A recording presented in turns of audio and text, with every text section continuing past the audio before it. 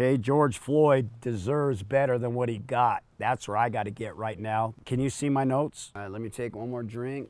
Neldon, let's fight, motherfucker. You want a box? That might trigger me. Love you, baby. I'm glad. No, thank you. That's what I needed. Well, thank you for being back again tonight. We need to go into the character of Mr. George Floyd. We actually saw the video. We saw what the law enforcement happened to do with that gentleman. We've heard some of the story about what's going on with that, but the sad part about that is you really didn't hear about the rest of the story until you found out about what a good man he was.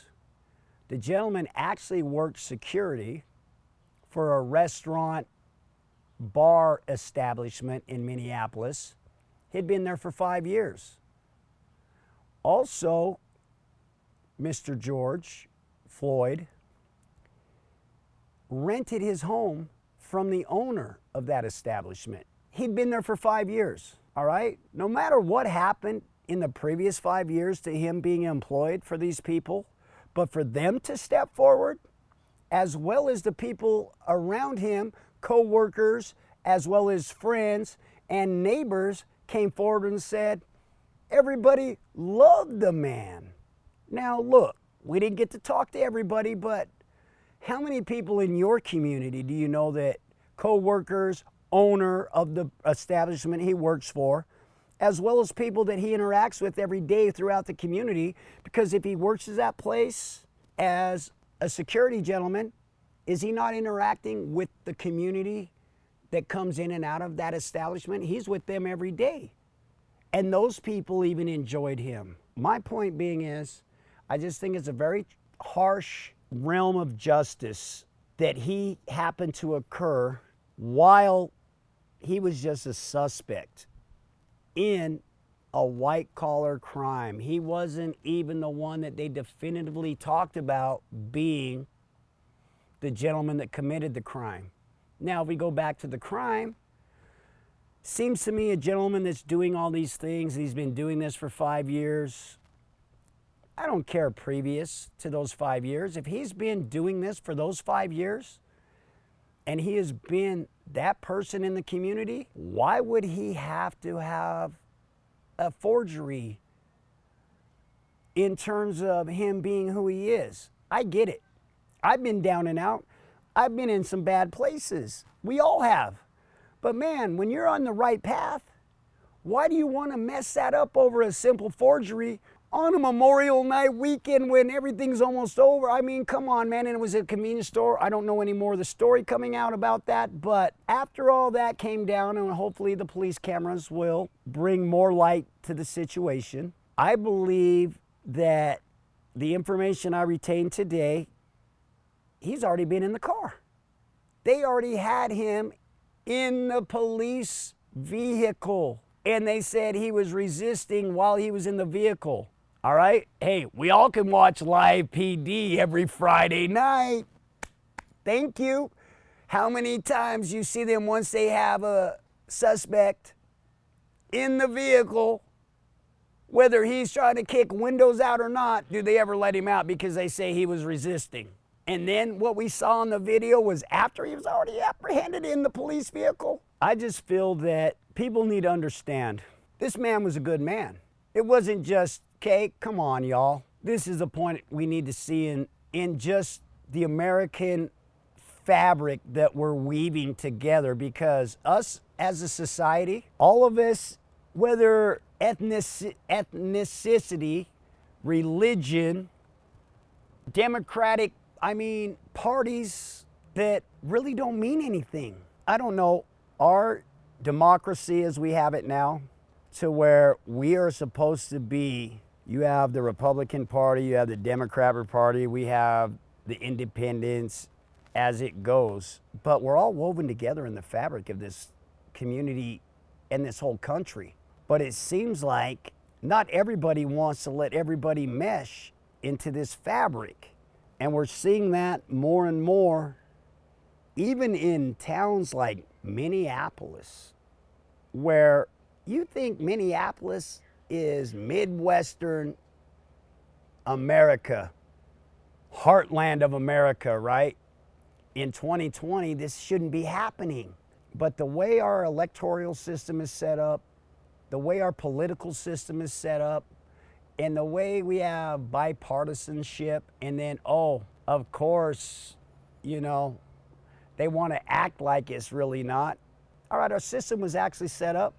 I didn't even want to go here tonight, but this is where we're going, I guess. Problem with the political system, I believe, is when you look what the founding fathers did, it wasn't set up to have career politicians. It was set up for term limits for a reason, okay? So that you could have fresh blood in there, and let's say it's even every 8 years. That's great. That lets people be represented by the people in their communities. But apparently, once you get to career politicians, and if you look at the House of Representatives, okay, you look at Senate, Congress, 79 to 80% of those people are millionaires, and they're politicians. The only reason I bring this up is if you're a millionaire, who are you looking out for their best interests? Are you looking out for that 33,000, 40,000, 50,000 guy a year that's raised his family, busting his ass every day to do what he needs to do and get by? Are we really looking out for his best needs? I don't believe so. I believe you're looking out for your own special interests as a millionaire, because apparently most things that we see when they pass bills, they're passing bills so people that make money don't have to pay taxes. But who do they leave that on? The middle class, lower class, they're not getting hit so hard because actually they're taking care of them. But man, once you get to a certain tax bracket, you're not paying taxes anyway. But if you're in that tax bracket and you're raising a family of 5, man, tell me how hard that is. But the middle class is taking the brunt of the taxes at this point in time, and we all know that. That's just the way it always worked. But we're getting to the point in time that if things keep going the way they are, I believe you're only going to have an upper class and a lower class, and we're just going to get back to the class system in a sense. History dictates, it repeats itself. And how many times have we seen us make the same mistakes? You and I talk about it as human beings on this planet, and it doesn't matter who or what country, but it seems that everybody keeps making the same mistakes after they get to a certain point. And we both know that any political system that has been developed up to this point in time throughout the history of the world, if it gets too top heavy with paying the government too much, and our class system gets to the point that our middle class is no longer relevant, every one of those systems has failed up to this point in time. Now we get to the point of socialism and capitalism right now in terms of what we're going through right now. We've been a capitalistic country up till now in terms of a democracy, but it's a capitalistic frame of mind, how we can do what we can do. But as we've gotten more into this, I don't know, socialistic mentality about how things have really become, we're being more and more dependent upon the government, and that becomes sad. And that just means our people are willing to lie down and take what they give us, and we're just gonna go with it. You know, a revolution has got to be started, but it's not gonna be with guns. It can't be. It's gotta be with our social media and our phones. We've talked about this before, but I've gotten way off the subject of getting back to what really happened in Minneapolis, but in a sense, this all goes back to that exact thing. Nothing has come forward. We're not learning lessons. We're not seeing things for what they really are. And sometimes we see stuff on video like that, and they're telling us through the media that we need to just hold off. Don't make any judgments from what you saw, because that really couldn't have been what you saw. Please, how far do we have to go? The gentleman that was kneeling on George's neck, he's already got a public defender. No, not true. Sorry.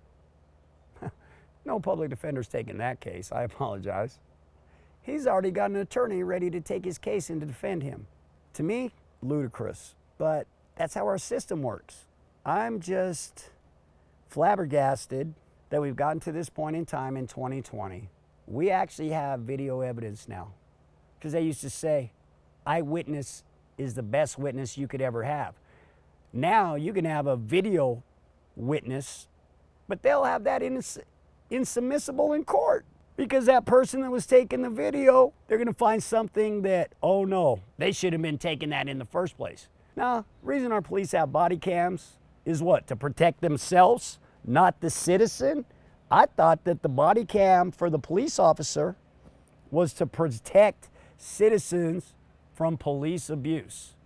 Apparently that's not the case nowadays. Sorry I got off the subject of our gentleman in Minneapolis for the fact that George, he deserved a lot more respect. And the other thing, if you are a security gentleman at any establishment, you interact with the police, maybe on a daily basis because it's a bar as well, okay? You can't tell me those police officers in that area didn't know who he was. I'm sure some of them had interacted. I mean, so tonight will be the night that I finish up on this in terms of this gentleman, only because we need to do something to make a stand. Us as citizens, all right? Mayor Frey, Minneapolis, quotes, "Being a black man in the United States should not be a death sentence." And thank you, Mayor Frey, for saying that, because that is something that we all need to hear. Also, the chief of police of Minneapolis, Chief Arredondo, which is actually of African-American descent, his press conference was nothing but softballs. He tried to walk off 3 times after softballs, and all he did was give us the standard answers. Oh, we're looking into it. They're doing this investigation, whatnot. Let me tell you this.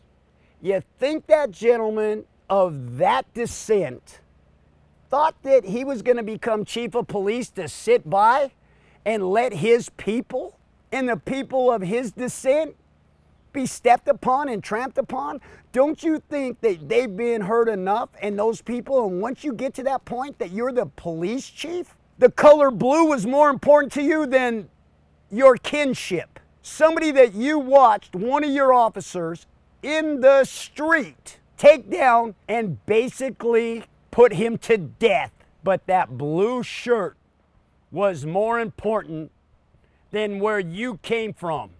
And I think that that gentleman, Police Chief Arredondo, needs to think about that. He needs to think that, man, once I got to this spot, this shit needs to stop. And I mean stop yesterday, but it's not. So my point is, all this stuff goes on, and it doesn't just go on in New York City. Hey, Minneapolis, Minnesota, heartland, okay? Where people are hardy. Prince is from Minneapolis. Look what he's done, okay? And everything he's done for Minneapolis, they just went back 100 years. Prince, God rest your soul, my man, because you'd be rolling over this right now, sir. You would have never stood up for this. You would have came out in full force. But thank you, Mayor Frey, for sticking up as who you are and having the cojones to make sure these gentlemen were fired, and making sure the FBI investigation and everything else going on, that these gentlemen should be prosecuted to the fullest. And I appreciate that. I just want everybody to know, my gal over at Red Mountain Barbershop, Jacqueline, she wants y'all to know she's the best German barber in the state. But not hard to look at either, gentlemen, but she does a great job. Sheldon, thank you again for another great night, and I appreciate it. Raider, and we're out. I went where I didn't want to go. How was it, though? What'd you think, Matt? Be honest. You can feel it in it. Thank you, because that's what we need, right? We don't need anybody fake.